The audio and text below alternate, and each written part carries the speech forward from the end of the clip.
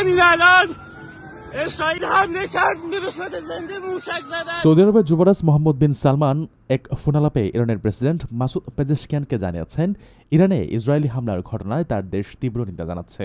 Saudi press agency জানিয়েছে, যুবরাজ বলেছেন এই হামলা ইরানের সার্বভৌমত্ব ও নিরাপত্তাকে খর্ব করেছে এবং আন্তর্জাতিক আইন ও নীতিমালার সুস্পষ্ট লঙ্ঘন। তিনি আরও বলেন, এই হামলা ইরানের পারমাণবিক কর্মসূচি নিয়ে চলমান সংলাপকে ব্যাহত করেছে এবং উত্তেজনা প্রশমনে কূটনৈতিক প্রচেষ্টা ও সমাধানে প্রতিবন্ধকতা সৃষ্টি করেছে। যুবরাজ জোর দিয়ে বলেন, বিরোধ নিষ্পত্তিতে বলপ্রয়োগ গ্রহণযোগ্য নয় এবং আলোচনার ভিত্তিতে মতপার্থক্যের সমাধান হওয়া উচিত। ইসরায়েল শুক্রবার ইরানে নজিরবিহীন ক্ষেপণাস্ত্র হামলা চালায়, যাতে শীর্ষ সামরিক কর্মকর্তা, পারমাণবিক বিজ্ঞানী এবং অন্যান্য উচ্চপদস্থ কর্মকর্তা সহ ৭৮ জন নিহত হয়েছেন বলে তেহরান দাবি করেছে।